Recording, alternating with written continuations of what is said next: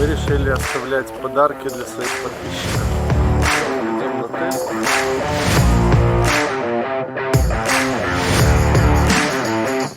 Мне тоже не холодно.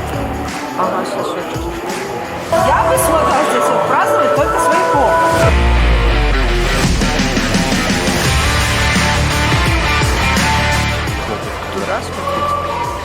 А кого-то закрыли в туалете. Мы будем покупать в каждой стране пребывания лотерею. Раздача половины выигрыша с этой лотереи. Выходишь такой из парка. Там стоит полицейский такой: открой рот. Не оставляй. Нет, пожалуйста. Так мы выезжаем в Швецию. А там никто не заберет. Приехали мы в аэропорт. По совету товарища мы рано сильно не выезжали, потому что здесь аэропорт маленький и быстро можно пройти регистрацию. Но единственное, что аэропорт, правда, оказался немножко дальше. Ну, то есть мы жили рядом с аэропортом, а ехать пришлось в другой аэропорт, который в 50 километрах от нас. Если планируете путешествие, то узнавайте, какой аэропорт рядом с вами все-таки оказывается. Сейчас пойдем на COVID-тест и потом на регистрацию. Вот так выглядит здесь аэропорт. И вот прямо на подходе COVID-тесты. Это потом платить, когда уезжаешь, Теш. Платить, когда уезжаешь будешь. Ну, все, идем на тест. Тест на COVID занял минут где-то 25. Но потом пошли в аэропорт. Здесь маленький аэропорт, короче, мест нету посидеть. Зато есть duty free, да? Вот. Ну, ничего. Хорошо, что мы позже приехали, поэтому недолго стоять будем. Первый раз лечу на половину заполненном самолете. Так это выглядит. Стокгольм, видимо, из Варшавы не очень любит летать. Либо не очень любит летать на лоукосте.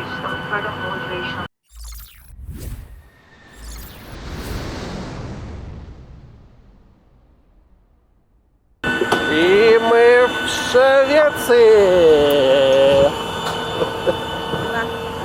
Прелесть передвижения по Евросоюзу, что нету никаких паспортных контролей после того, как прилетели. Выгоднее всего покупать билеты на сайтах самих лоукостеров. Следующие по выгодности агрегаторы и сайты поиска билетов. У них часто бывают скидки, акции, и они помогают найти самые интересные предложения. Ссылку на одного из таких агрегаторов, которым пользуюсь я сам, вы найдете в описании к этому видео. Друзья, поставьте лайк этому видео, пожалуйста. Для меня будет это отличной мотивацией снимать видео дальше. Минусы перелетов на лоукосте — это однозначно частенько отдаленность аэропортов, в которые они летают. Ну, нам до Стокгольма еще, наверное, минут 50 сейчас ехать придется. Маски здесь, кстати, тоже кто-то носит, кто-то... О, кстати, лайфхак для тех, кто летит из Литвы в Стокгольм. Почему-то тесты на коронавирус, которые мы сделали по 37 евро на взрослых, они вообще не пригодились. То есть их даже никто не проверил нигде. Для чего мы их сдавали, непонятно. Но ладно, как бы... Если кто-то полетит, то вы знаете. Лоукостеры пользуются второстепенными аэропортами, так как обслуживание в них гораздо дешевле. Также самолет стремится как можно скорее прилететь, высадить пассажиров и улететь дальше. Чаще всего это занимает не более 25 минут. Иногда из одних дверей пассажиры выходят, а в другие двери пассажиры на тот же борт уже заходят, что позволяет им существенно экономить, а не простаивать и платить деньги за стоянку в аэропорту. Мой личный коуч и психолог сказал, что нужно расширяться. Поэтому мы взяли такси премиум, Mercedes E-класс, и едем в отель. Да? Премиум. E-класс. Ну, надо же расширяться, да? Расширяемся. Угу. Не свободные номера, он бесплатно. Нет, у нас нет бесплатных. Угу. Ну, кто тебя просит твои бесплатные номера? А? Ой, А Вот я что-то такой. не поняла, а что такое окно? Есть номера без окон. Короче, друзья, это ром-тур. Ром показывает... Ром! Тут надо ром, Ну. походу. Короче, показывает это особо ничего. Номер очень маленький, но зато мы выбрали номер близко к центру, чтобы, так как мы здесь без машины, чтобы, так сказать, быть поближе к центру. Ну, тут как бы, да, показывать особо нечего. Единственный прикол, что кровать такая вот здесь. Ничего такой, да. И кухня тут зачем? И кухня зачем-то. Да, Стежка, наверное, будет готовить. Нет, не будет. Будет. Нас на ресепшене товарищ просто ввел в ступор какой-то. До этого мы отлично пообщались в аэропорту, в автобусе, как бы все нормально с нашим английским. А здесь чувак нас просто начал понтоваться, что он типа супер знает английский. Мы с ним долго-долго общались. Понторез такой. Ладно, все, увидимся в городе.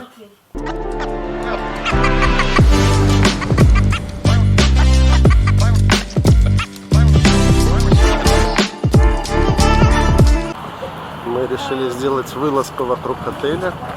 И первое, что бросается в глаза, это масса велосипедов, самокатов. То есть у шведов, видимо, это излюбленный вид транспорта. Повсюду велодорожки, то есть очень прикольно. Идем дальше.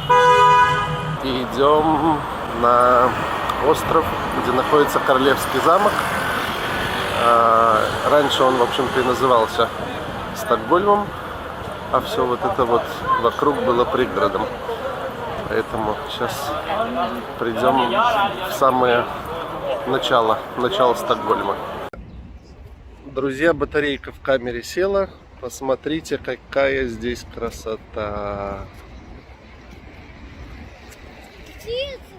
Прям вот начинаешь думать, что ты какой-то из тех времен дворянской особы приехал на прием к королю.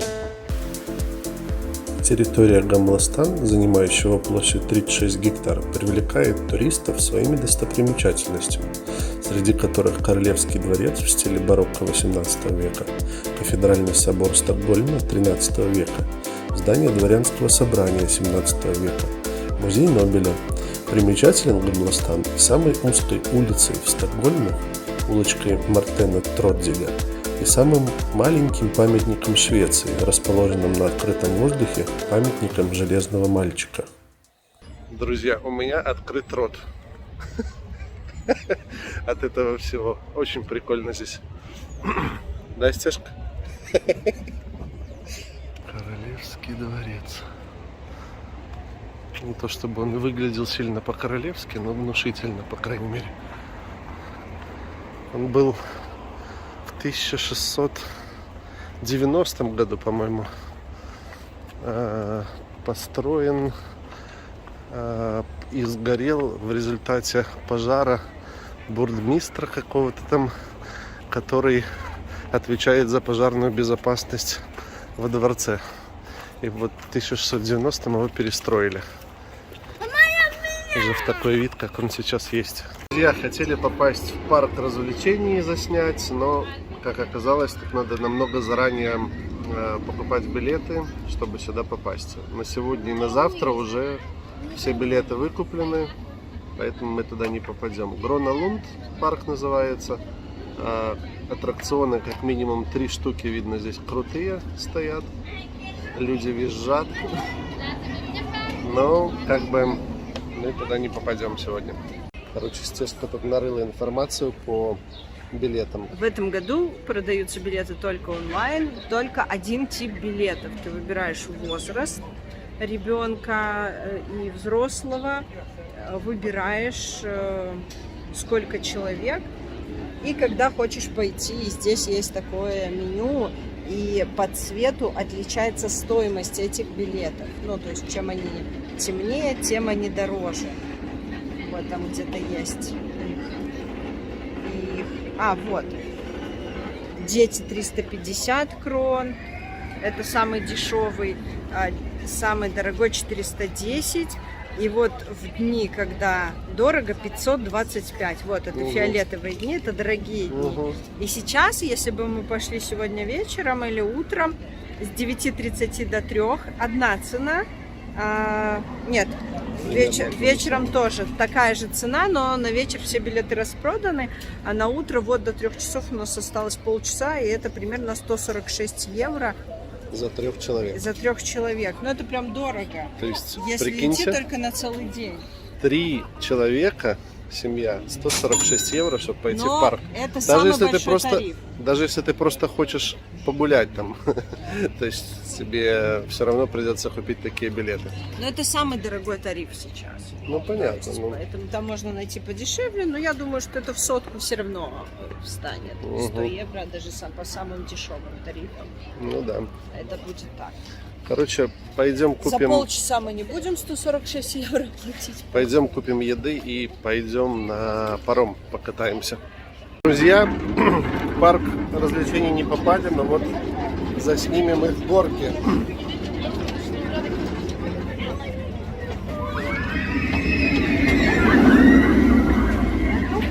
Крики, все дела.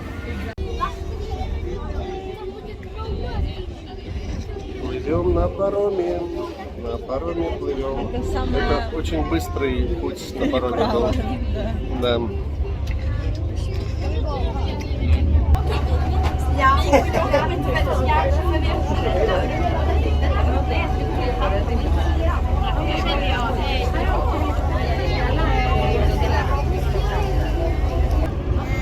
Вот мы и приплыли. Говоришь, посидеть надо было, да?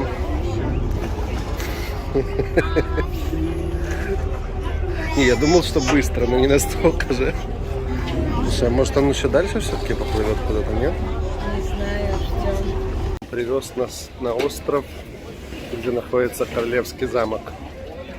Gangnam Style, я его называю. Короче, сейчас что-нибудь еще придумаем. Вот где реально не удивляешься увидеть все национальности мира. Здесь все. И шведы, и африканцы, ну, темнокожие, и китайцы, и с востока в хиджабах девушки ходят, и без. Да, тут многонациональная страна уже.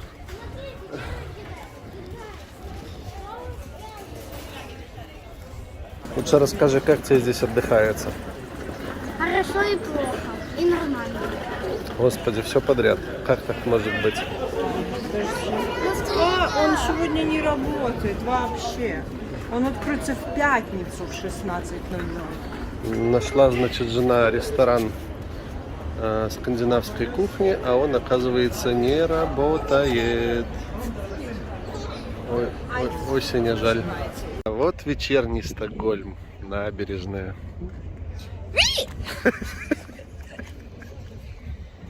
Эта обезьянка приехала откуда-то, она не Из шведская. Литвы, Беларуси, Польши. Да. На улицах почти никого нету. Все или по барам, или по домам, видимо, смотрят футбол. Италия, Испания.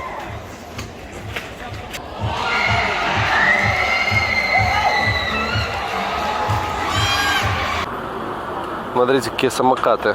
Зарядка есть для телефона, сменные батареи. Тут, поворотники. Короче, прикольно. В Стокгольме можно пить воду из-под крана. Во всех кафе Стокгольма подается вода бесплатно.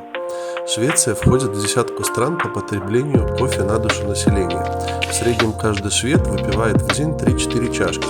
При этом в истории страны были периоды, когда этот напиток вообще был запрещен законом. Друзья, идем на ежедневный ритуал шведов. Фика называется. Если кто-то знает, что это такое, пишите в комментариях. Позже расскажем. Друзья, а вот на завтраках нам вот такие вот штучки давали.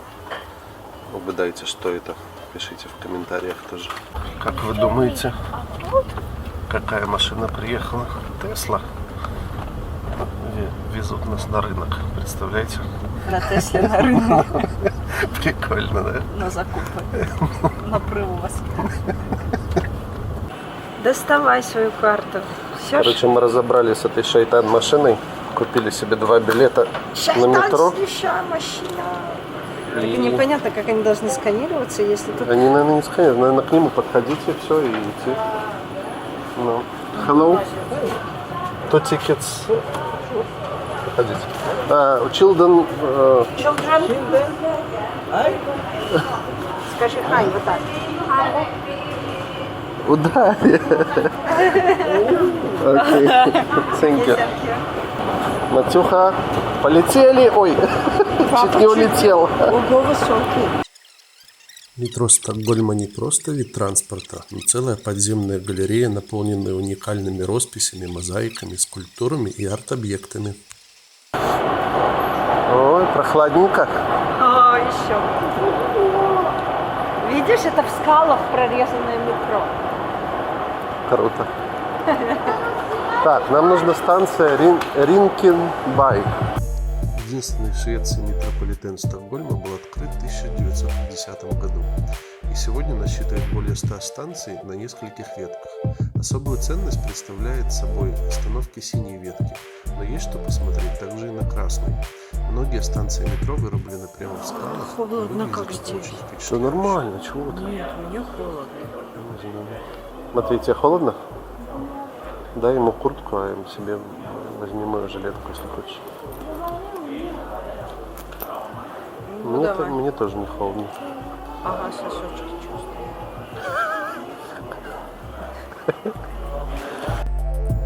Штраф за безбилетный проезд в Стокгольме составит 1200 шведских крон или 120 евро. В Стокгольме есть проездные SL Access Card. Они подойдут тем туристам, которые приехали в Стокгольм на короткий срок и планируют много передвигаться на общественном транспорте. Скидка при покупке проездного предоставляется молодым людям до 20 лет и пенсионерам старше 65. Дети до 7 лет ездят бесплатно. Проездные действительно для проезда на всех видах транспорта, включая паромы. Стоимость проездного билета на сутки по полной цене будет стоить 15 евро, скидочная цена 10 евро. Арендовать велосипед в Стокгольме на 3 суток будет стоить 16,5 евро. Ребят, здесь целый подземный город реально можно сделать вместо метро. Если вдруг на земле, на поверхности земли станет сложно жить, то шведы смогут перебраться в свой город под землей.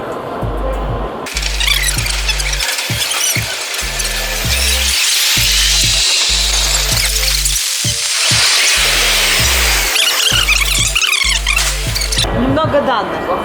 Каждый 4-й мигрант, каждый 3-й является ребенком мигранта, то есть он уже швед, но он не швед по происхождению. А до этого миграция осуществлялась в разные годы.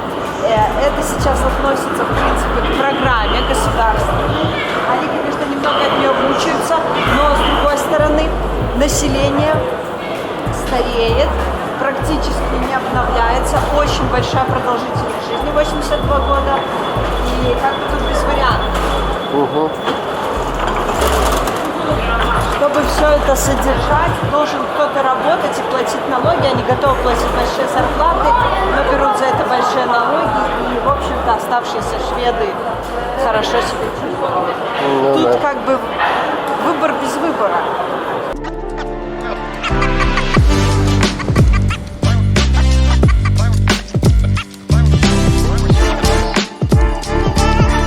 Приехали в главный шопинг-центр Стокгольма. Сейчас посмотрим, что здесь есть. Он тут все вот одним таким каким-то пространством сделаны большие дела. Вон, видишь, 70% распродажа. Не надо. Не надо. Не надо. Господи, типун мне на язык. 60% и 499. Это сколько? 49 евро. Ну так это нормальные. Цены обычные. Не больше, чем в Литве. Не больше и не меньше, да? Нечего делать, кроме как что-то покупать. пить пиво, есть пирожные в обед, вечером после работы пить пиво. Да, кстати, про эту традицию никто не написал. Кстати, про эту традицию я сказал. Это фика, это традиция их ежедневно употреблять кофе с булочкой. И вот мы, в общем, пошли на завтрак, и мы выполнили ежедневную шведскую традицию. Выпили кофе с булочкой. Это мы были вот в этом ЦУМе, так сказать. И вот это все дальше идут улицы, теперь параллельные, перпендикулярные. Это все тоже у нас всякие бутики. Ну, то есть, в общем-то, самое главное шопинг-место в Стокгольме — это не один магазин, это вот несколько улиц и магазинов.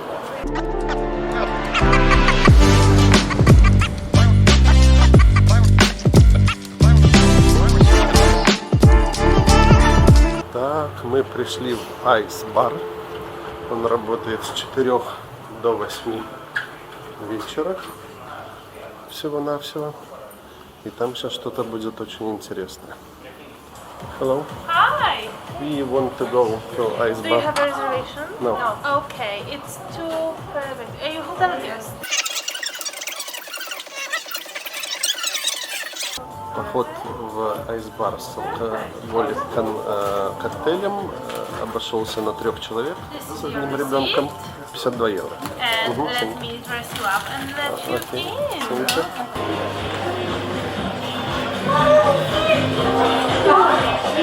Вау! Мы находимся в ледяном баре.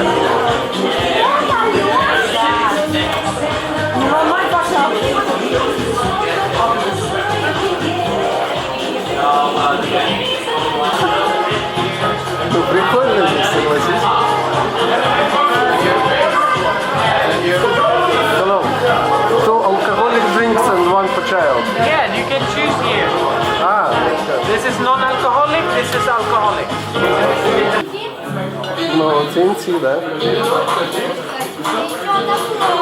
И вон бум! А как это пить, интересно, из этих штук?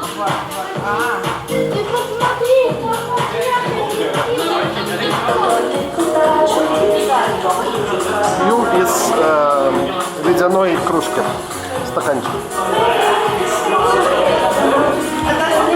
Ну, кстати, это возможно.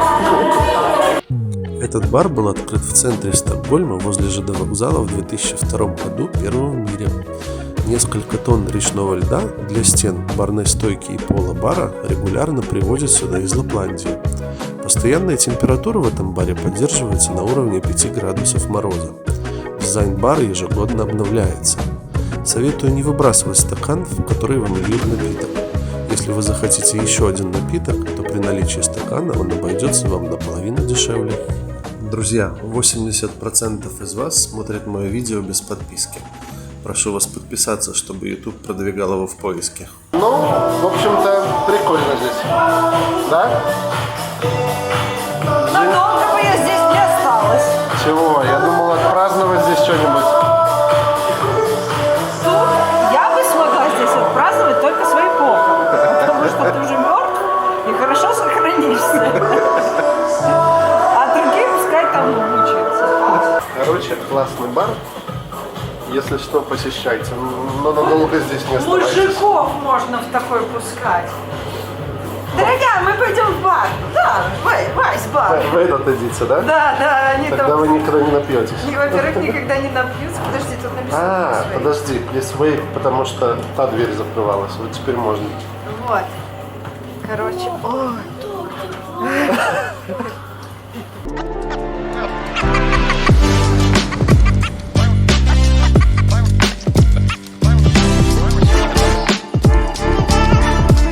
Короче, мы жутко устали, решили пройтись в ресторане. Жена заказала мне эскалопа. А я, оказывается, такой вот колхозный пацан, не знал, что это такое. Я думал, что это море-гад какой-то, а когда это, оказывается, вот такой вот шницель. Вот так она меня развела. Я уже говорил, есть не буду, все. Матвея кальмары и у нее бутерброд с яйцом.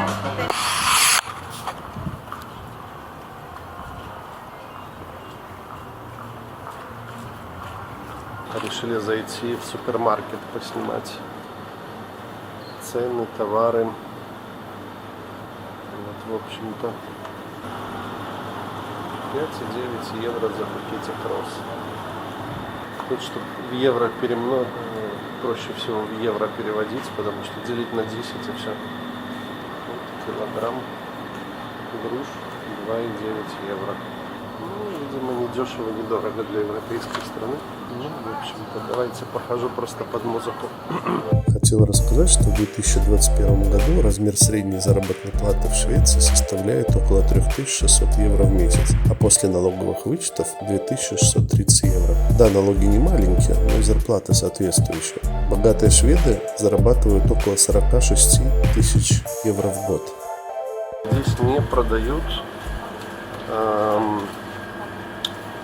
алкоголь с большим градусом, скажем так. То есть здесь вот максимум пива и какие-то вот такие вот коктейльчики. А алкоголь здесь продает только одна сеть магазинов. Магазинов этой в сети не так много. И как бы вот так вот. То есть они по сути не пьют такой алкоголь с большим градусом. Ну, либо только его пьют в ресторанах. Это прикольно.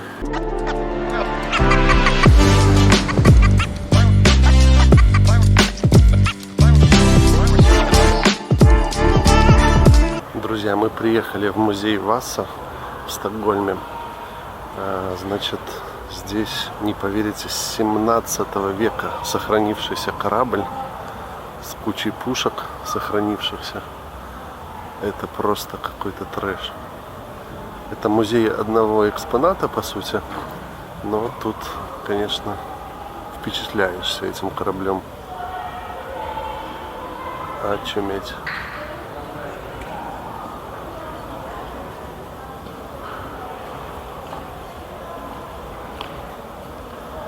Такой здоровый.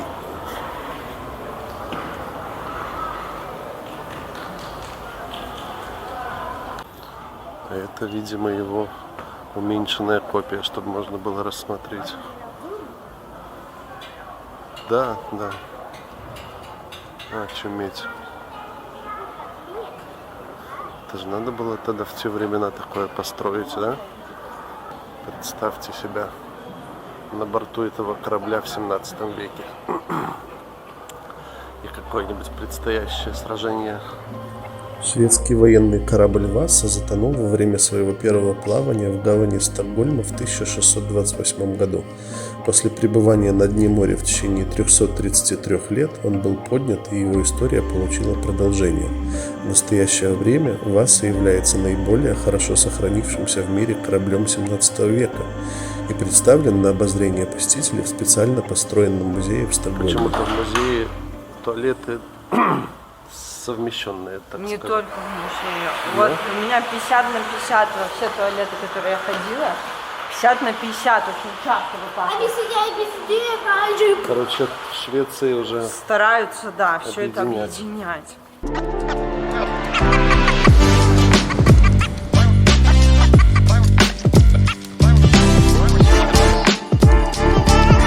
Сегодня съездим в национальный парк. Как бы вроде как горы там небольшие. Надо было больше времени, чтобы съездить на большие горы. Там это достаточно далеко, километров 400-500 отсюда, от Стокгольма. Ну, съездим в то, что есть, самое красивое, и заснимем для вас. Итак, чтобы доехать до национального парка, мы едем на метро по зеленой ветке до станции Гулмарсплан. Не знаю, правильно прочитал или нет, я не очень швед. Вот. Потом пересаживаемся на 807 автобус и едем минут 40-45 до Тересса, по-моему, деревня называется. Ну, там еще уточню, если Бай. что. Тересса Бай.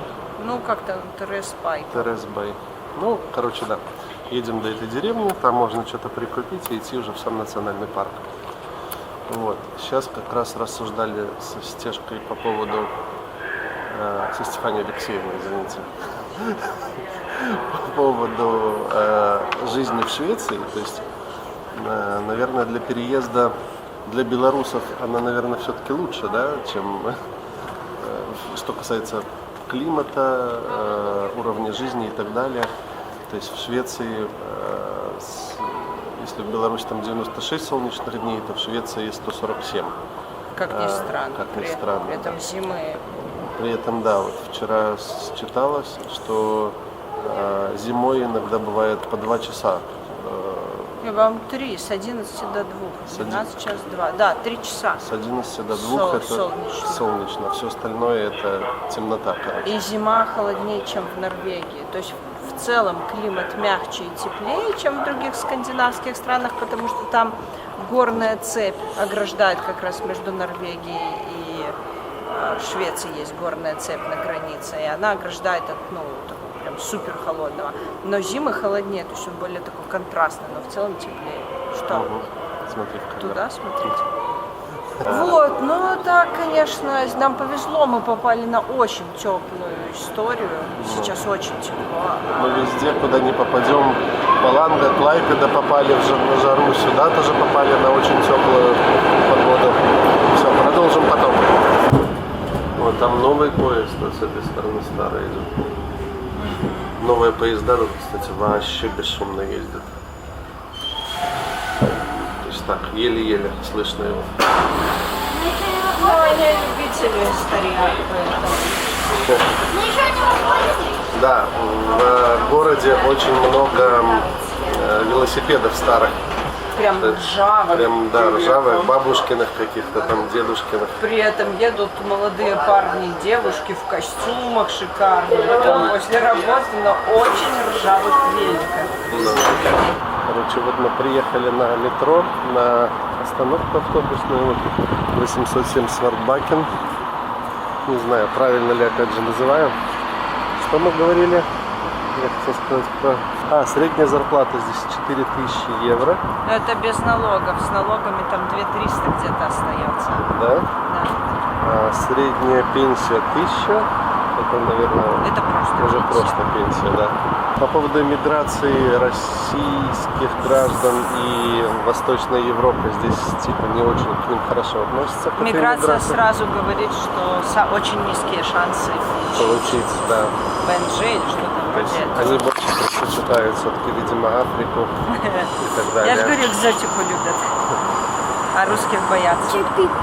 Ну, в общем, у нас есть некоторые случаи, да, иммиграции наших знакомых, да, которые все-таки эмигрировали сюда и как бы остались жить. Поэтому, видимо, все это возможно, как ни странно. С Бранберген-центром, оказывается, далековато идти пешком до Терезбай, поэтому садимся на 834 автобус и поедем еще, на нем доедем до самой деревни, там где вход в парк. Так, ты расскажи, что есть автобус, который прямо туда идет, но мы на него опоздали, потому что кому-то понадобилось кофе, а кого-то закрыли в туалете. Ну, да, так и было. Поэтому мы поехали на другом автобусе, который не идет до точки, но приезжает куда-то рядом. Отсюда вот. Я говорю, Стежка, ты попадаешь в меньше неприятностей, чем нам рассказала соседка. Ее остановили в аэропорту, она забыла чемодан, ее где-то там на проходе. И вызвали полицию, ее там начали разбираться, не террористка ли она, не оставила ли она бомбу в чемодане. Короче, вот такой вот вход в национальный парк. Гор, как я и говорил, здесь особо не будет больших, но природу покажем. Есть какие-то, скорее всего, холмистые, Ну, скалистые. скалистые, да. Скалистые, холмистые. Ресторан. С собаками непонятно, можно или нет. Угу. Просто домики со столами. Запах. Как в деревенской избушке у бабушки. Pas de soleil, pas de soleil, pas de soleil, pas de soleil, pas de soleil. По заповеднику проложено достаточное количество маркировочных тропинок. Рекомендую придерживаться их, потому что барахтаться по колено в кочках из мха или съезжать на попе в самый брелом по скользкому камню забавно только первые 10 минут, а потом надо из всего этого вылазить. Все тропинки разной степени проходимости нанесены на общую карту Стокгольма и его окрестностей. В электронном виде ее можно найти на карте сайта Тюреста.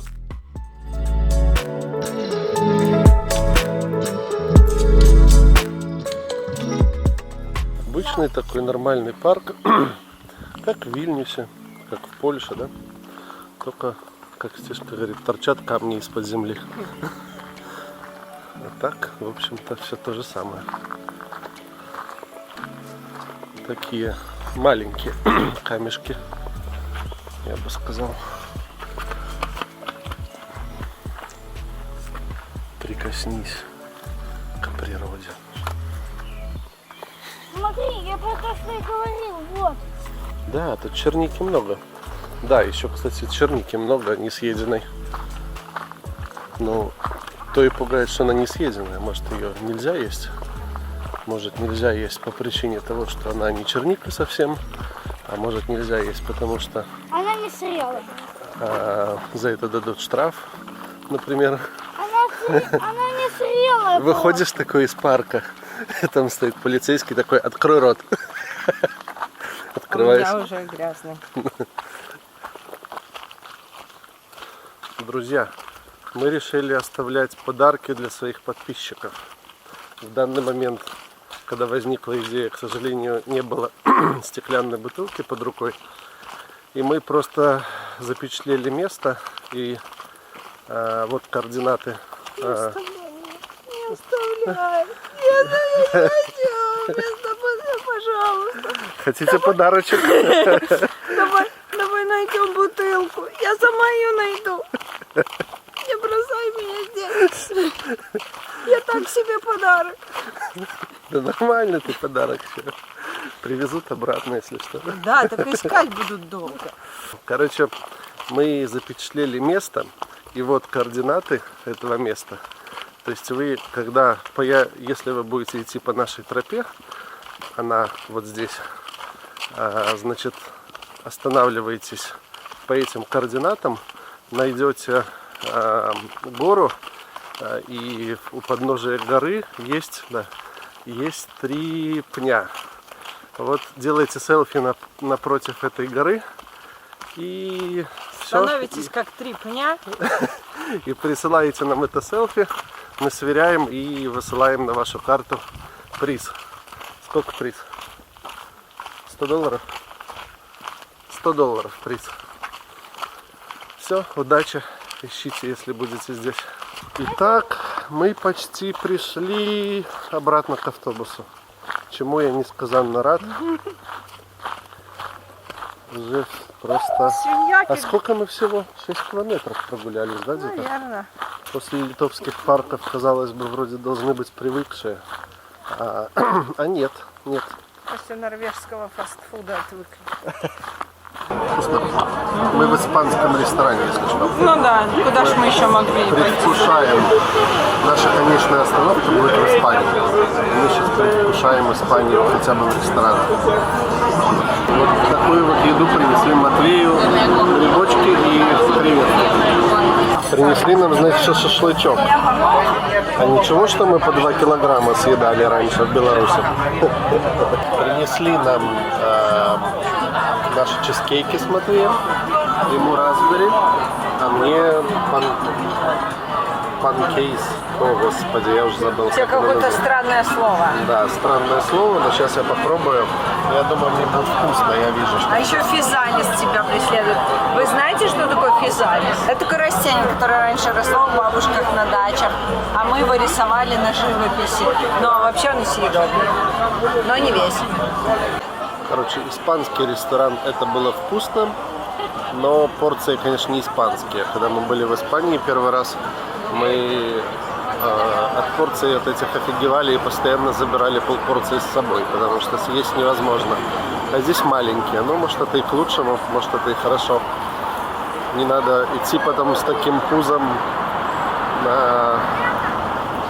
и ложиться на диван, потому что больше ничего не можешь сделать после такого ужина.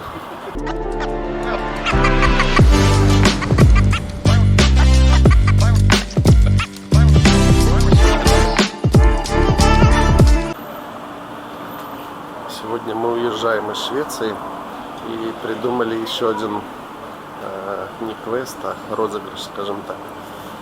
Мы будем покупать в каждой стране пребывания лотерею, и в случае, если по этой лотерее что-нибудь выиграем, то все, кто оставляли комментарии под видео про эту страну, будут участвовать, скажем так, в раздаче половины выигрыша с этой лотереи.